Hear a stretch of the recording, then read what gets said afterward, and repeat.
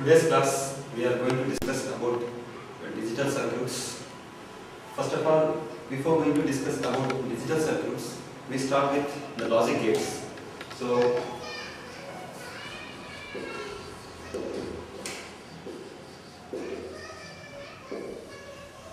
because we are designing the digital circuits for performing the logical operations, so the basic elements required for these digital circuits are logic gates.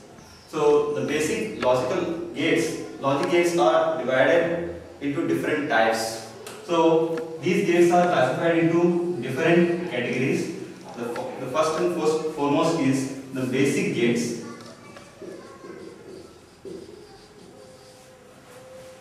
The second category is universal gates.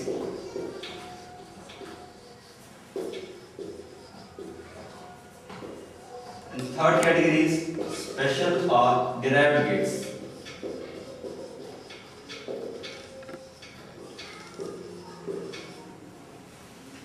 So the basic gates are, again, there are three. The number one is NOT gate, AND gate,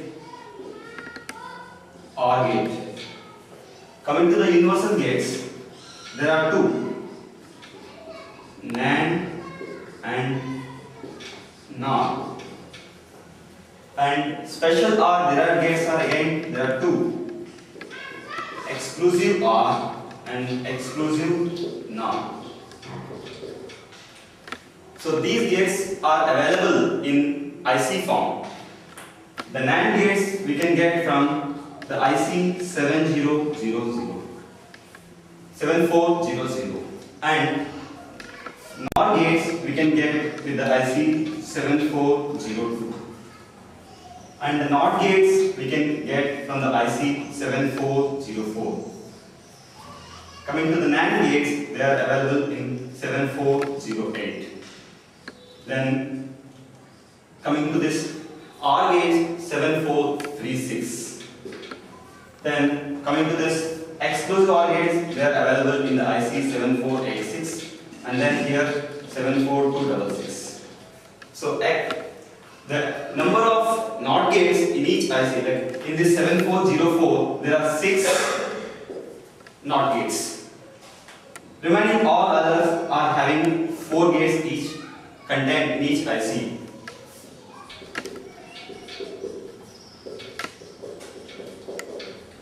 So the basic functions, logic functions NOT and OR will be performed by these basic gates. Why we call these NAND and NOR gates as universal gates? Because you can derive any logic function using these two gates only. Suppose if you want to derive AND gate AND operation, you can use only NAND gates and get the AND operation. Similarly, if you want to derive an OR gate, you can use only NOR gate and get any operation. So that's why any kind of logical operation can be performed using only any one type of these gates. That's why these NAND and NOR gates are called as universal gates.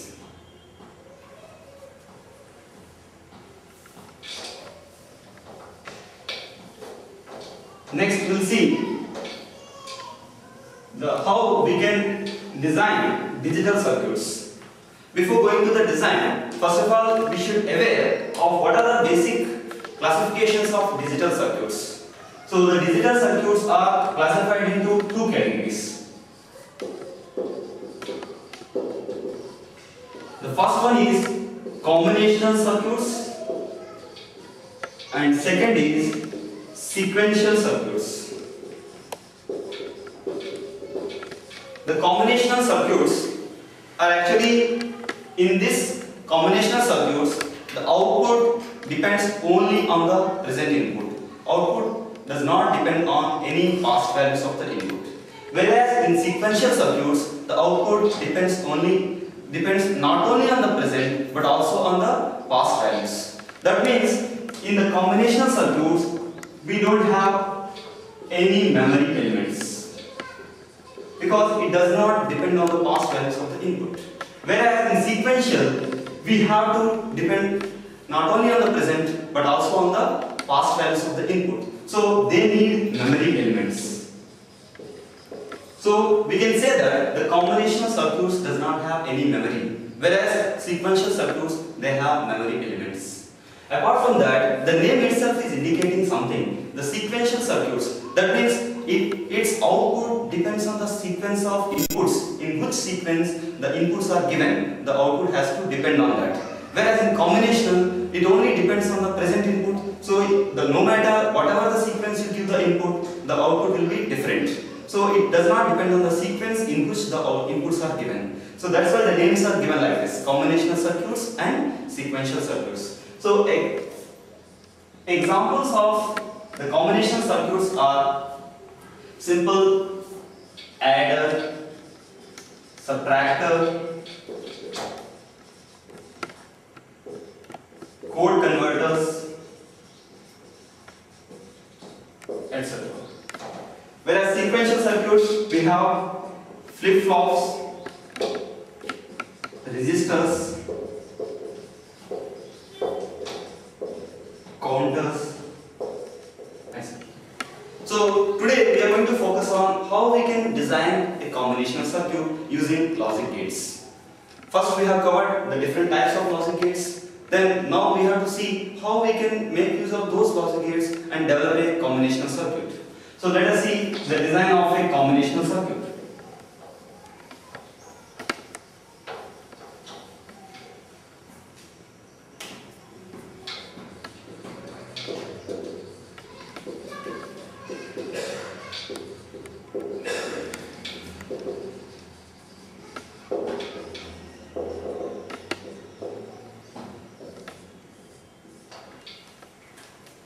So there are different steps we have to go through before designing the circuit. The first step is, whenever you want to design a particular combinational circuit, from the problem we have to identify how many number of inputs and how many number of outputs are required to develop the circuit.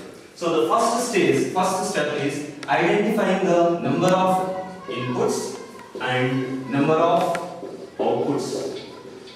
And not only that, we have to assign some special symbols or some logic symbols we have to assign to those variables, inputs and output. So in the first stage, what we are going to do is, we have, from the given problem, we have to identify the number of inputs and the number of outputs, and then assigning particular symbol to each input variable and output variable.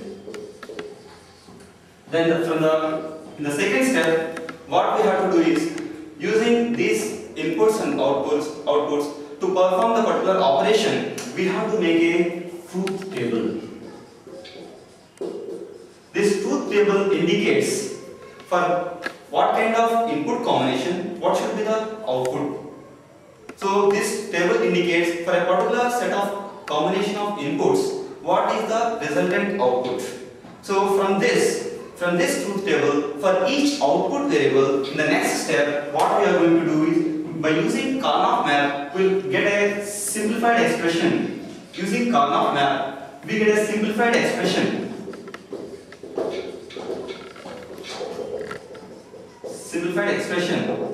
For each output variable. Once we get this simplified expression, then by using basic gates, we are going to draw the circuit. We are going to make the logic circuit by making use of these basic gates. Because we got the simplified expression from the Karnaugh map, using that we are going to make the circuit using logic gates. So now we will take an example for understanding this design so that it will become easy.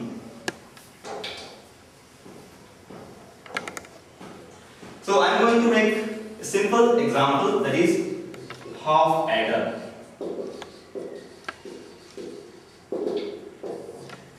Because if you want to talk about any operation, the basic operation we have to start with addition. So because we are dealing with digital circuits, the basic inputs are in binary. So that's why we have to take a binary input is added with another binary input. Then what should be the result? And in that particular operation, what are the outputs we can expect? Suppose if you add 0 plus 0, then the output will be 0. Suppose if you add 0 with 1, then the output is 1. If you add 1 with 1, then the output is 1, 0. That means here, in this case, there is no carry. In this case, there is no carry. Whereas here, the sum is 0, but there is a carry. So from this combination, we can understand that for the two input, we need two input variables and two output variables. These input variables, we can name them as A, B. And the output variables, we can name them as S and C. That means the combination circuit that we are going to will be having two inputs, A and B, and it has two outputs, that is sum, we denote it by S, and another output is carry, we denote it by C. So this is your half adder. Now we don't know the internal details of the circuit, but as per the plan, we are going this way. That is, there are two inputs and two outputs. Now we are going to see, by the remaining three steps, we are going to see how the internal circuit will be. So for that, now we know the operation. Now we are going to make the truth table first. So how to make a truth table for this simple half addition? So here we have to make a inputs column, then outputs column. In the inputs side we have A and B. In the output side we have sum and carry. If the inputs are 0, 0, the sum is 0, carry is also 0. If the inputs are 0, 1, the sum is 1, carry is 0. Similarly, if the input is 1 and 0, then also sum is 1, carry is 0. If both the inputs are 1 and 1, then the sum is 0 and carry is 1. So now, using this truth table, we have to find the simplified expressions for the output variables S and C. So for that, we have to make use of, this is the truth table. So from the truth table, we know how to make the Karnaugh map for the output variables. So, for example, if you want to make the Karnaugh map for sum, then in the Karnaugh map, because we are using two variables, that means the number of entries in the map will be 4. So we have the entries like this. The map contains 4 entries. In that, there are 2 input variables. Along the rows, we use variable A. Along the columns, we use the variable B. A will be having again 2 options because it is a logical input. Logical input means binary, 1 or 0. So let us say if it is 0, 1, that means A bar A. Here it is again 0, 1, that means B bar and B. Now to fill these entries, we have to refer to the truth table. So from the truth table, wherever 1 is there we have to focus. Suppose if you see the sum output, here it is 1. So how it is coming? This 1 is coming because of the combination at A equal to 0 and B is 1. So A 0, B 1. That means we have to make that particular entry 1. Similarly, from the carry, you can see there is only one entry. Sorry, one more entry is there here, sum. Here A is 1, B is 0. That means here. So from these two, wherever ones are there, the particular combination we have to select. The sum equal to, from here, from this element corresponds to A and B, B bar. And whereas this element corresponds to A bar, B. Now we are going to make Karnaugh map for carry. So for the carry, again the same inputs are there, A and B. This is A bar A, B bar B. So only one entry is there, 1 for C. That means AB. That means this is 1. So simply we can say C equal to AB. So from this Karnaugh map we got the simplified expressions. Okay, so now from this you can see the sum is equal to A B bar. That means this operation involves one NOT gate and one AND gate. Then again this operation involves one NOT gate and one AND gate. And to get the sum, these two terms must be added. That means we need OR gate. Similarly, in this, to perform this logic, we need one AND gate because it is simple multiplication. So, if we can easily design these expressions using a basic gates. Let us see how we can make this.